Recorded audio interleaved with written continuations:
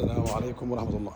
خطوات عزل الأسطح فوق البلاط. أول حاجة غسيل السطح وتنظيفه وعمل ترويبة للسطح بالكامل. فواصل البلاط دي الترويبة. نبدأ نحط الشاش ونديله وجه. ده الشاش، ده أول وجه. الشاش ونديله أول وجه. ده أول وجه مع الشاش. الشاش اللي هو ده اللي هو الشاش. نحط الشاش ونديله أول وجه، بس ينشف ونديله الوجه التاني.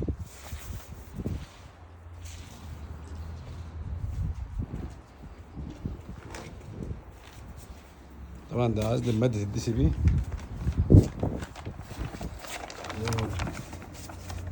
وده بندق بنضيفه عليه للتجفيف ونديله صلابة أكتر.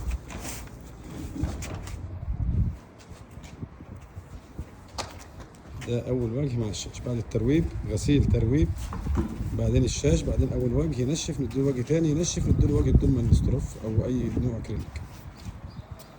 معكم مؤسسة ركن الأرض للأعواز والمقاولات. للتواصل 053 48 48 580.